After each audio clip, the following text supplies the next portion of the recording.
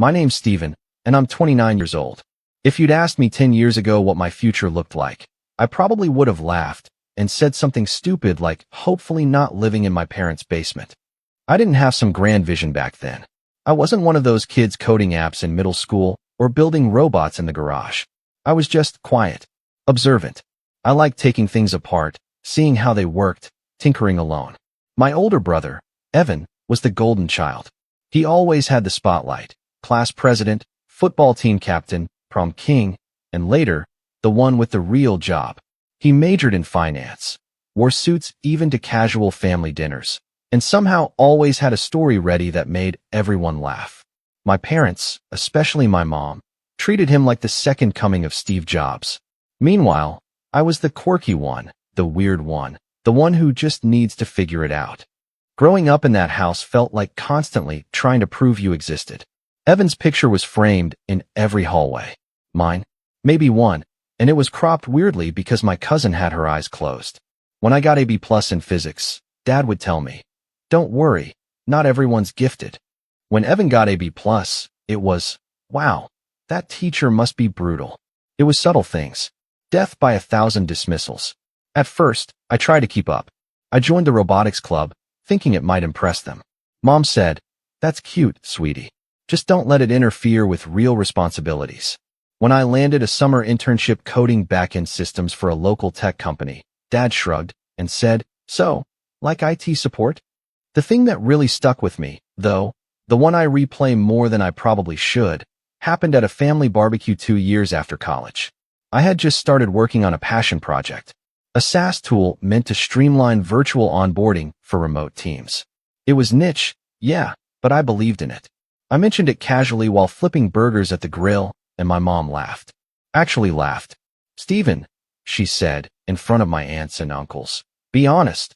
When are you going to be someone like your brother?" I wish I'd said something cool in the moment, something sharp and clever that made her freeze. But I just blinked and turned the burgers, pretending the smoke was making my eyes water. That moment stung, deeper than I thought it would.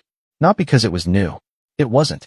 But because I finally realized that no matter what I did, I would always be a side character in my own family. It didn't matter that I'd been paying my own rent since college, that I was teaching myself every programming language I could find, that I spent nights in front of a laptop until my vision blurred. All they saw was Evan's tailored suits and $70 haircuts.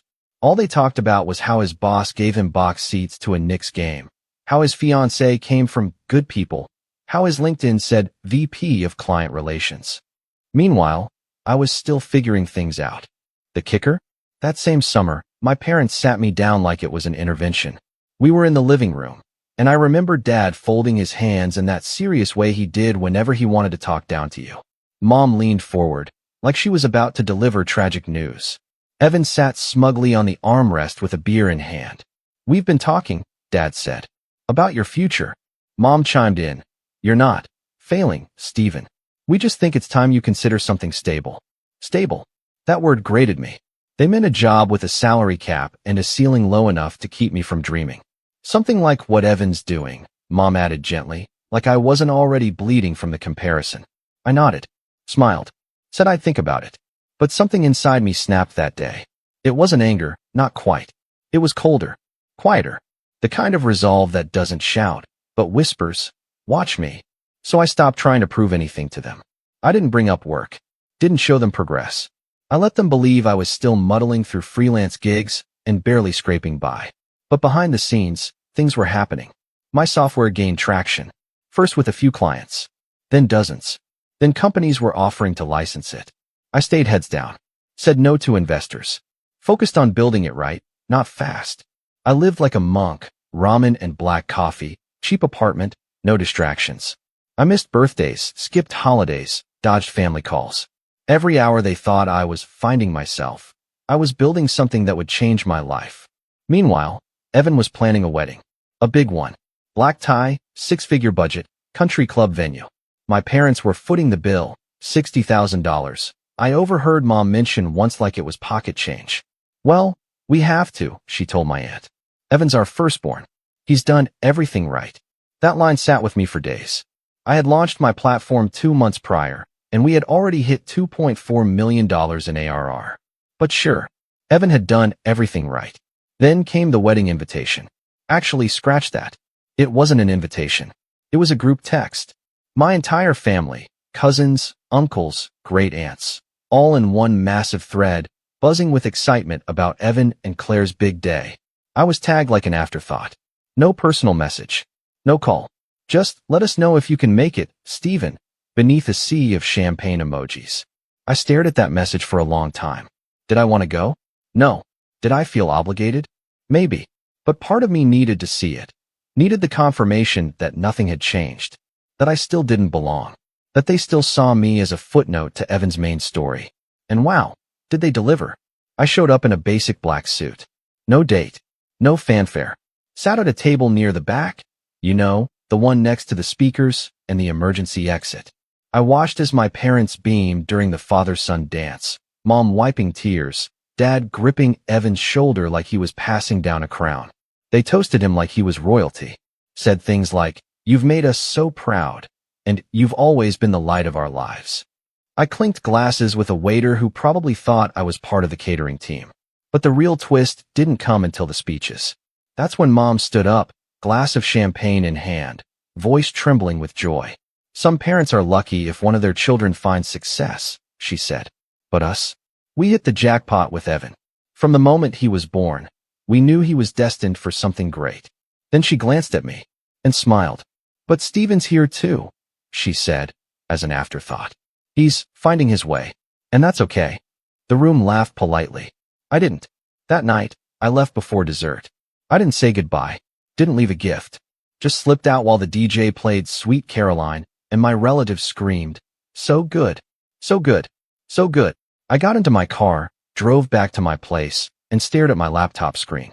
We had just crossed $10 million in ARR. And no one knew. Not yet. But they would. Soon. When I say I went off the radar after that wedding, I mean it. No calls. No texts. No Facebook likes. I stopped replying to the occasional, just checking in, message from Mom, and I ignored the group chat completely, even when my cousins tried to loop me into some awkward birthday greetings. I told myself I was too busy, and I was. But the truth was, I didn't trust myself not to explode if I had to hear one more patronizing comment about how Evan's always been the leader, or Steven, "You've got your own path, sweetie." I didn't want a path. I had a damn highway, and they were too busy polishing Evan's driveway to notice. But silence wasn't enough. Because even when I went quiet, they didn't. It started small. Mom left a voicemail asking if I could help Evan with some technical stuff. She said it like I was the family IT guy. I think her exact words were, "You know, the computer things. He's having trouble syncing some files on that cloud thing." I didn't respond. So Evan emailed me. "Yo," it said. "No, hey. No, how are you? Just yo. Claire's laptop is stuck on some update screen. Can you look at it?" No, please. No offer to pay. Just the assumption that I was available and obligated to fix things. I blocked his email. The next time I saw them was at Thanksgiving, 7 months after the wedding. I hadn't planned to go. I really hadn't. But part of me, the foolish, still wounded part, thought maybe things would feel different now that I was older, wealthier, and more in control of my life than I'd ever been. I didn't go to show off. I just wanted to be seen. For once. Big mistake. Dinner was at my parents' house, and nothing had changed. Same peeling wallpaper, same centerpiece Mom bought from the dollar store 6 years ago and insisted was rustic charm. Evan and Claire arrived 20 minutes late. Fashionable, of course, and Mom greeted them like they'd flown in from Paris. Me? I got a nod. A literal nod. The food was fine. Turkey dry. Potatoes lumpy. But the tension? Immaculate. Every time I tried to speak, someone cut me off. Every time Evan opened his mouth, the room turned to listen like he was reciting ancient prophecy. He told some story about a golf game with his boss, and Mom actually clapped. Then Dad launched into this tale about how proud they were of Evan's new financial management initiative, which I'm pretty sure was just him making a new spreadsheet at work. I said, "That's great," and went back to eating. But the real blow came after dessert. We were sitting in the living room, half the family asleep in armchairs, football humming quietly from the TV. Claire was showing off photos of their honeymoon. Italy, of course, and Evan turned to me casually, like we were old friends. "So, what have you been up to, little bro?" I blinked. "Working." He raised an eyebrow. Still freelancing? Something like that, I said, keeping my tone flat. Mom cut in from across the room. He's doing little app things, I think. Aren't you, honey? I stared at her. I run a software company. She laughed. Oh, Stephen, you always make it sound so fancy. It's real, I said. We just hit our first major milestone. Dad looked up. Milestone? I shrugged. 91 million in valuation. The room went silent. Claire paused mid-scroll. Evan turned fully toward me now. The smugness wiped clean off his face. Wait, what? We had our Series B 2 weeks ago, I said. Raised a good chunk. We're expanding globally now. Mom blinked. Stephen, that's not possible. You never even studied business. I studied problems, I said. Then I solved one. That's how companies start. I wasn't even trying to be smug. I just wanted a moment where I could say something real and not have it reduced to a joke or shrugged off like I was still some awkward teenager. But that moment never came. Because instead of awe or pride, I got suspicion. Dad leaned forward. So you're saying you're a millionaire? I'm saying the company is doing well. Evan scoffed. And yet you drove here in a Toyota? It runs fine. You expect us to believe this? Mom asked, her voice sharp now. Stephen, this isn't funny. It's not a joke, I said. I built something. From scratch. I didn't tell anyone because of exactly this. You always had a habit of exaggerating, Dad muttered. And just like that, the conversation ended. They didn't ask questions. Didn't ask how I did it, what the product was, what it meant to me. They changed the subject. Someone made a joke about the turkey being dry, and the room laughed, and my $91 million truth was buried beneath gravy and deflection. I left early again. But the silence that followed was different this time. It wasn't peaceful. It was strategic. Because the next time I heard from Evan, he wasn't asking for tech help. He was asking for money. It was a text. No greeting. Just, yo, you got like 10K I can borrow? Claire and I are looking at a house. I didn't reply. He sent another the next day. You there? Just alone. Parents said you're doing well now. That made me freeze. They told him. I hadn't realized how fast the news would spread. I thought the awkward Thanksgiving would just fade like all the others. But apparently, once they accepted it was real, or at least possible, they decided it was theirs to share. I wasn't a son to be proud of. I was a resource. Mom called 2 days later. Stephen, sweetheart, she said in that tone that always meant she wanted something. Evan told us about the little chat at Thanksgiving. I just wanted to say, we are proud of you. We just didn't know you'd done so much. I said nothing. And listen, she continued, about your brother's house. He's a little short on the down payment. It would mean the world if you could help. I don't think that's a good idea, I said flatly. She sighed. Stephen, it's family, and it's not like you're hurting. I hung up. She called again the next day, and the next. Then Dad joined in. Your brother needs a hand, he said. It's not like he's asking for much. You're in a position to help, and we're asking as your parents. I didn't ask you to pay for my apartment when I was eating ramen every night, I said. Where was the family then? That's different, he snapped. You chose to be stubborn. Evan's building a life. It hit me then, clear and hard, that they didn't see me as a person. Not really. I was a tool. A backup plan. A walking ATM with a quiet voice and no boundaries. And they had no shame. A week later, I got a group message from my mother. Another family gathering. A barbecue this time. My cousin was graduating, and we were all expected to bring a small financial gift to support his college plans. Mom added, Stephen, maybe you could cover the catering? You know, as your way of giving back. No one asked if I was coming. No one cared what I wanted. They just assumed that I would fund things, that I owed them, that I still played the same role, the quiet one, the background character, only now with a bigger wallet. I didn't go. That summer, Evan posted a photo on Instagram. Him and Claire standing in front of a new house. Caption, started from the bottom, now we here. My blood ran cold, because I recognized the house. It was one I had toured myself a few months back, when I was house hunting as a kind of therapy. It wasn't listed anymore. Sold, the agent had said. Full cash offer. A small part of me hoped it was a coincidence. Until the second photo. Claire's wrist. A new Rolex. Same model I had bought for myself the week after our Series B closed. The price? $16,000. And I hadn't even worn mine yet. I scrolled back through the photos, my stomach tightening. New car. Renovated kitchen. designer furniture. It added up, way more than Evan's job could justify. Then I checked my accounts, and my heart stopped, because one of my private wallets, one I used for transferring investment gains, had a withdrawal. Not huge, not big enough to notice unless you were tracking closely. But it was there. $3,000. Transferred out 2 weeks before Evan's house announcement. I scrolled further. Another transaction. $5,000 this time. A different wallet. Same week. Then one more. $4,000. Different dates. Different platforms. And all of them, connected to the same secondary email. One I didn't recognize. But I knew who it belonged to. Because it was a Gmail handle I'd seen before. On a shared Netflix account. Evan. I leaned back in my chair, staring at the screen, my fingers numb.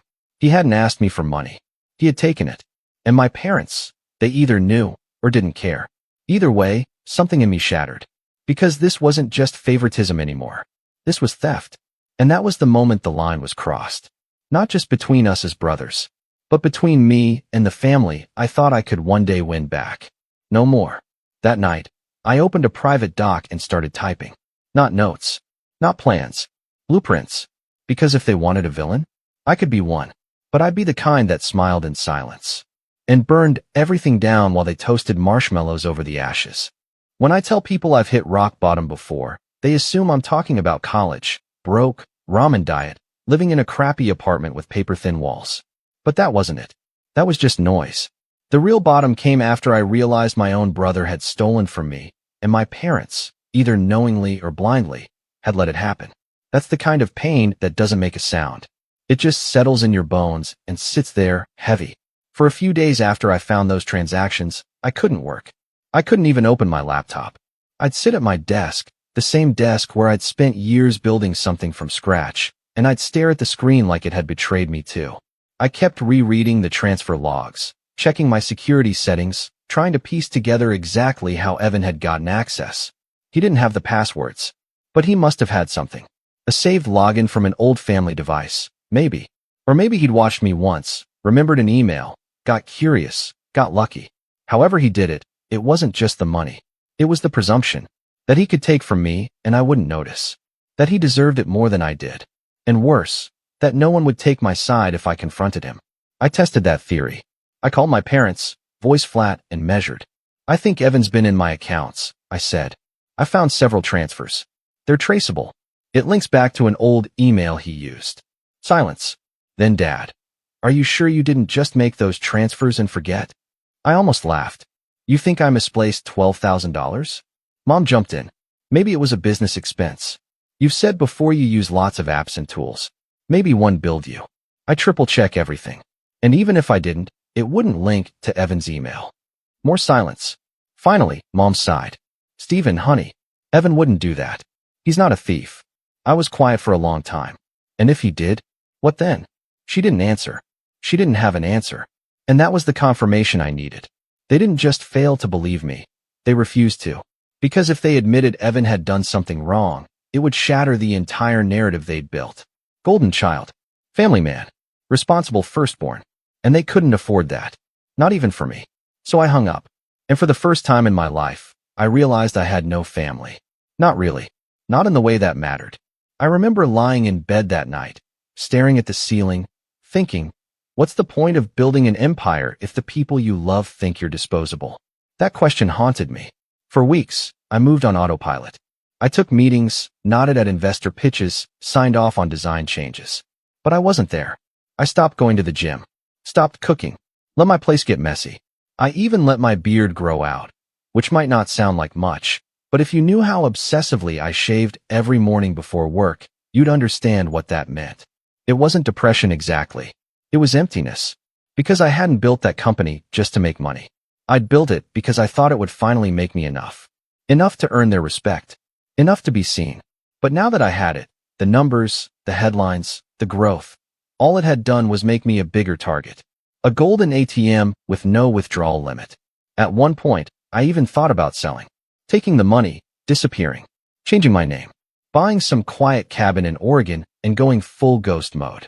But then something weird happened. I went to a coffee shop. That's it. Just a normal day. I needed air, needed something to pull me out of the fog. I brought my laptop, Told myself I'd answer a few emails, maybe reorganize our internal dashboard. The shop was noisy. Some college kid was doing a Zoom call too loudly in the corner, and a toddler was melting down over a muffin. But somewhere in the chaos, I heard someone say my name. Not Steven, but my company name. Yeah, my team just on board with Oxen. That platform is wild. Saved us like 12 hours of setup time. Their UI is so smooth, it makes Google Docs look like Notepad. I turned. It was a guy in his late 20s, business casual, talking to what looked like a client. I didn't know him. He didn't know me. But he was talking about my product like it was the most normal thing in the world. I just sat there and listened. And for the first time in weeks, I felt something shift. I wasn't just a ghost behind a screen. I'd made something that mattered. Something real. Something useful. This guy didn't care that my parents thought I was the family screw-up. He didn't care that Evan had stolen from me. All he knew was that Oxen made his job easier, and that was enough. That moment didn't fix everything, but it cracked something open. So I leaned into the work. Not as a way to prove anything anymore, just to build, to refine, to evolve. We just rolled out a new AI-based onboarding assistant, and the beta feedback was glowing. I dove into the next iteration, obsessing over every detail. I pulled long nights, not out of burnout, but out of flow. I reconnected with my co-founder, Mira, who I'd been unintentionally ghosting during my spiral. She didn't pry, didn't ask why I'd gone dark. She just sent me a GIF of Gandalf returning to Helm's Deep and said, "You good now?" I smiled. Getting there. We hired 3 new engineers. Brought on a consultant to prep for our Series C. I started taking interviews again, podcasts, tech blogs, even a segment on a startup YouTube channel with over 1 million subscribers. For the first time, I let my face be associated with the product. No more hiding. And something wild happened. People started messaging me. Old college friends. Former coworkers. Even a few distant cousins who had never bothered to speak to me at family reunions. They weren't asking for money. They were saying things like, "Dude, I had no idea that was you," or, "I've been using Oxen for months. It's brilliant." I let those messages in. Let them replace the ones I'd been obsessing over. I started working out again. Nothing crazy, just light runs, home workouts. I got a haircut, cleaned my apartment, cooked a real meal. One night, I even invited Mira and a few team members over for dinner. We drank cheap wine, made terrible jokes, and stayed up talking until 2 a.m. And in that moment, I realized something. This was my family now. The people who saw me, who respected me, who didn't need to compare me to anyone else to know my worth. Still, there was a bruise under it all. A quiet ache that never fully left. I hadn't forgotten what Evan did, or what my parents didn't do. And even though I was rebuilding, even though I was stronger now, part of me still wanted something. Not revenge. Not exactly. Just truth. I wanted the truth out in the open. Not buried under holiday greetings and fake smiles. I wanted them to know that I knew. That I saw them clearly now. That their version of reality, where Evan was the hero and I was the broken one, was over. And that's when I started planning. Not a petty scheme. Not a dramatic takedown. Something quiet. Something undeniable. Something that would force them to sit with the truth for once. It started with a visit to a lawyer. I didn't tell anyone. Not Mira, not my team. Just me and a notebook filled with transfer logs, screenshots, and old emails. I walked into that office with a folder under my arm and a storm in my chest. The lawyer, a sharp woman named Talia, took one look at my notes and said, "You've got a case." "I don't want to press charges," I said. She raised an eyebrow. "Then what do you want?" "I want proof. I want a record. I want something they can't spin. Something they see every time they try to lie about it." She nodded slowly. "We can do that." It wasn't about money. I'd already recouped the stolen amount tenfold in stock value that month alone. This was about narrative. About removing the mask. Talia helped me draft a letter. Not a cease and desist. Not a demand for repayment. Just a formal acknowledgement. One that laid out the facts, named names, and stated that the matter was documented. That it wouldn't be pursued legally for now. We mailed it to Evan's address. Certified. Signature required. 3 days later, I got the delivery confirmation. And 10 minutes after that, my phone started ringing. Mom, Dad, Claire, then Evan. I didn't answer any of them. Instead, I poured myself a drink, sat by the window, and watched the city lights blink. They knew. Finally, they knew. And it was only the beginning. When I was younger, I used to fantasize about revenge in the dumbest ways. Getting a big promotion just to throw it in their faces. Showing up to Thanksgiving in a Lamborghini. You know, movie moments. Flashy. Loud. But after the letter, after the calls I ignored and the silence that followed, I didn't feel the urge to be loud anymore. I didn't want them to grovel. I wanted them to understand. To look around one day and realize everything had shifted, and they'd been too busy polishing Evan's shoes to notice the floor falling out beneath them. But to do that, I had to be methodical, strategic, precise, and I had to play the long game. The first step? Control the narrative. Not publicly, not through some dramatic social media post. No, I didn't need the world to know what happened, just them. And more importantly, I needed them to feel powerless to stop it, which meant I needed to get closer before I pulled away. I started with Evan. After weeks of ignoring his texts and calls, most of which, to be fair, had dropped off after the letter, I finally replied to one message. Let's talk. That's it. No emojis. No context. He answered in seconds. Dude. Yes. When and where? I suggested a bar downtown. Not too fancy, but upscale enough that he'd feel comfortable wearing his new Rolex, the one he bought with my money. I arrived 5 minutes early and got a booth in the back. He showed up late, of course, like he always did. Still had that confident walk, the same smug half-smile, but there was a tension in his shoulders I hadn't seen before. He was trying to look relaxed, but I could see the panic bleeding through his shirt collar. He slid into the booth, glanced around, and gave me a forced grin. Man, this is ya. Been a while, huh? I nodded. It has. Silence. He leaned in, lowered his voice. Look, about the letter. You got it. Yeah, I got it.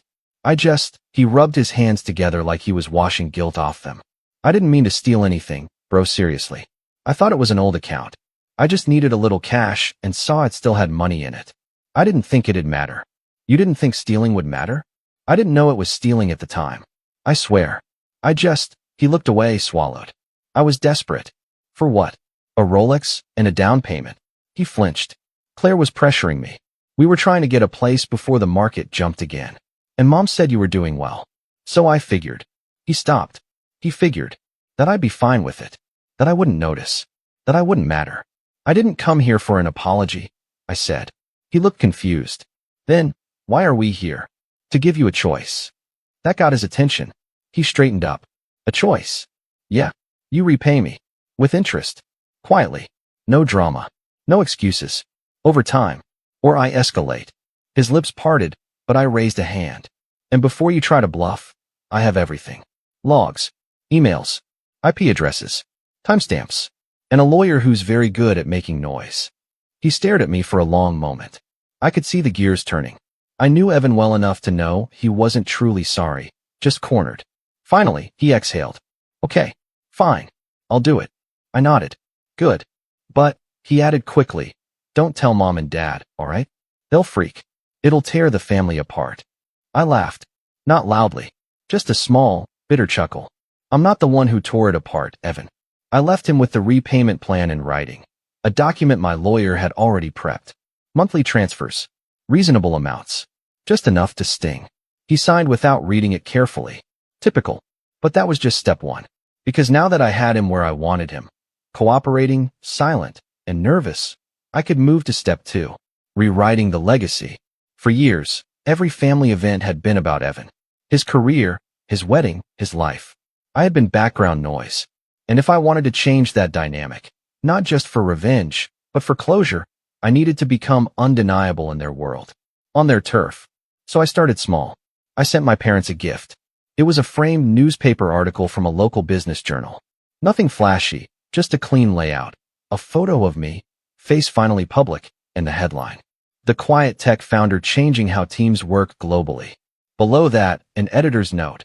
Oxen Software, founded by Stephen L., just hit a valuation of $91 million after closing its Series B funding round, positioning it as one of the fastest-growing startups in the onboarding automation space. I didn't include a note, just the article. A week later, my mom texted me. Got your gift. Didn't know you were in the news. That's impressive. Impressive. From her, that was a whole monologue. Then, a few days later, came the next surprise. A dinner invitation. Not a group thing. Just me, Mom and Dad. We'd love to catch up. Just the three of us. I accepted, and I planned everything. I showed up 15 minutes early, reserved the table, chose the restaurant. A quiet Italian place in the city, tasteful, expensive, but not flashy. The kind of place that says I belong here without screaming it. I wore a simple tailored suit. No watch, no jewelry, just confidence. When they arrived, they were clearly flustered. I don't think they'd expected me to look so composed. Mom hugged me awkwardly. Dad offered a handshake. We sat. They made small talk about weather, traffic, a cousin's baby. Then came the question. So, your company, Dad said, clearing his throat. Tell us more. We didn't realize it was doing so well. I smiled politely. It's been a good few years. A lot of hard work. I just wish you'd told us sooner, Mom added. We felt left out. I paused. I didn't think you were interested. She blinked. Of course we were. I tilted my head. Mom, last Thanksgiving you said I was finding my way. After I told you about the business. She looked down at her menu. I'm not trying to make you feel bad, I said. I'm just being honest. For a long time, it felt like you only saw what Evan did right. And what I did wrong. Dad shifted uncomfortably. That's not true. It is, I said, calmly. But I'm not here to argue. I just want you to know that I'm doing well. I'm happy. And I'm not the same kid who needed your approval. That landed hard. They didn't argue. They just sat with it. And for once, the silence wasn't dismissive. It was thoughtful. I didn't mention Evan. Didn't bring up the money. I wanted that to stay separate. This dinner wasn't about guilt. It was about establishing new boundaries. New rules. After that night, I started attending family events again. Not every one, but just enough to be visible. To remind them that I wasn't hiding anymore. And when people asked what I was doing these days, I told them, without shrinking, without apologizing. And slowly, I began to shift from Evan's brother to the one who built that software company. It helped that Oxen was everywhere now, startups, HR blogs, even a sponsored segment on a national podcast. My name was out there. My face. My story. And it wasn't long before my parents started bragging about me. The same people who once scoffed when I said I was coding now boasted to their neighbors that I led a global team. They didn't fully understand what I did, but they knew it mattered. Knew it was big. But that wasn't the end goal. That was just groundwork. Because now that the narrative had shifted, it was time for step 3. The reveal. Not to the world. To them. I waited for the perfect opportunity. And, as fate would have it, it arrived gift-wrapped. My cousin Danielle was getting married. Big event. Fancy venue.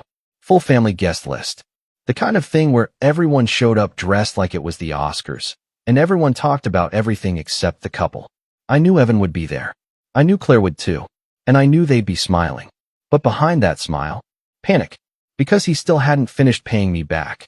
Not even close. And every month, when that transfer hit my account, he was reminded that I had him on a leash. But this time, I was ready to take it further. I was going to say something. Not publicly. Not with a microphone. Just carefully. Strategically. Enough to make everyone stop and think. Enough to finally pull the mask off. But what I didn't know, what no one knew, was that someone else was watching too. Someone who had their own score to settle. And they were about to hand me the perfect weapon. The wedding was held at a vineyard about 40 minutes outside the city. The kind of place with white linen tents, a candlelit aisle, and an open bar that didn't skimp on quality. Everything screamed tastefully expensive. And of course, Evan showed up in full peacock mode, tailored navy tux, his hair styled to perfection. Claire on his arm, wearing a designer gown that probably cost more than most people's rent. He spotted me before I even stepped onto the gravel path leading to the ceremony space. "Stephen," he said, voice dripping with fake warmth. Arms open like we were long-lost siblings in a Hallmark movie. "Didn't think I'd see you here." I smiled and gave him a polite nod. Family event. Wouldn't miss it. Behind the mask, I saw the flicker of nervousness. He hadn't seen me since our little bar meeting. He'd missed 2 repayment installments in the past 3 months. No explanation. No warning. I didn't remind him. I didn't have to. He was already sweating. Inside the reception hall, things unfolded the way they always did. Long speeches, polite clapping, endless rounds of "Aren't you going to settle down soon?" directed at me by distant relatives who barely remembered my last name. I sipped my wine and kept my head low. I wasn't here for a social hour. I was here for the final act. What Evan didn't know What no one in my family knew was that I hadn't come alone. Across the room, at a table near the floral arch, sat a woman in her late 30s, calm, composed, and perfectly out of place among the chiffon and pearls. Her name was Lydia. She was a forensic accountant. A very good one. I'd hired her 6 weeks earlier. After Evan missed his second repayment, I decided to dig deeper, not just into him, but into the web he'd woven. If someone like Evan had no shame in stealing from me directly, what else had he been getting into? What else had he convinced others to look the other way on? The answer? Plenty. See, Evan had been managing the family trust, a modest fund left by my grandfather to cover things like education, emergencies, and long-term care for extended relatives. The money wasn't massive, but it was important. It helped my aunt during cancer treatment. It paid for my cousin's grad school. It was sacred. And Evan? He'd been draining it. Small transfers. Reimbursements for expenses with no receipts. Fake invoices. Lydia traced every dollar. Over $78,000 gone. All routed to accounts linked to Evan's name or Claire's. And the best part? He had no idea anyone was looking. I waited until after the cake cutting, after the champagne toasts, after the dance floor had started to fill with relatives awkwardly swaying to 2000s pop songs. That was when I made my move. I approached Evan near the bar. He was laughing with one of our uncles, drink in hand. "Can I borrow you for a second?" I asked. He raised an eyebrow, but followed. I led him to the side patio, where string lights cast warm glows across the empty tables. Music thumped quietly behind us. "What's up?" he asked, already guarded. I handed him a manila folder. He frowned, opened it, and began to read. Page after page. Every transfer. Every account. Every timestamp. Lydia's cover letter summarizing her findings. His face went pale. "Stephen," he said, his voice small.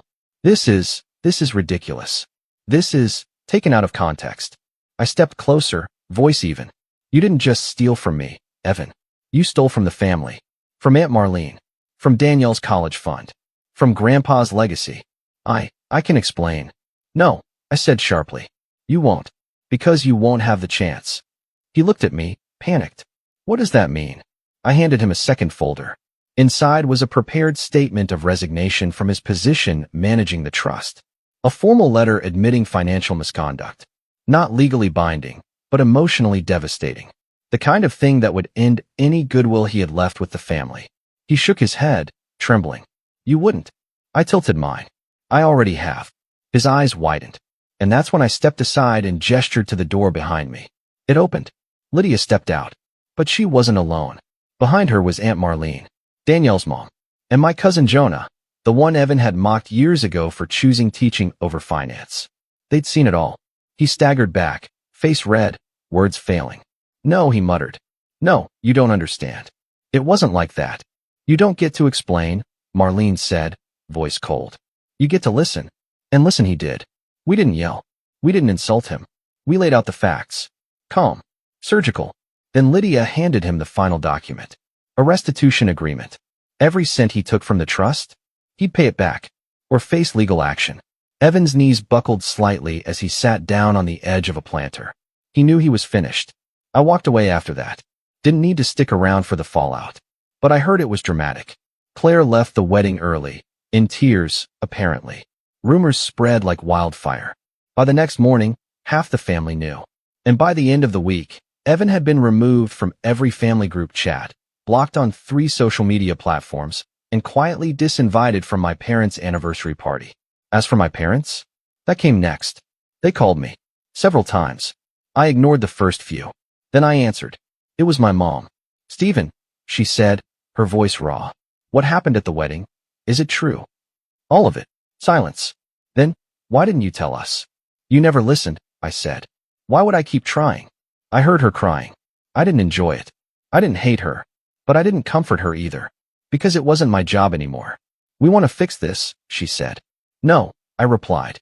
"You need to fix yourselves. I'm doing just fine." And I was. Better than fine. In the months that followed, Evan kept his head down. The repayments resumed. This time, larger and on time. My parents began asking real questions about my work. Not performative ones, genuine curiosity. It wasn't perfect. It never would be. But I was done chasing their approval. I'd become something they never expected. Not just successful, whole. And I didn't need their spotlight to shine. A year later, I made a quiet donation to a local school in my grandfather's name, the same one Evan had siphoned from. They used it to build a new computer lab. I never told anyone, not even the family, because some victories don't need applause. Some are better lived in peace. I stood in that lab during the ribbon-cutting ceremony, watching kids play with programs I'd helped fund, building things from scratch, dreaming bigger than I ever had at their age. And I smiled. They'd asked me once, "When are you going to be someone like your brother?" The answer? Never. Because I became so much more. And they finally knew it.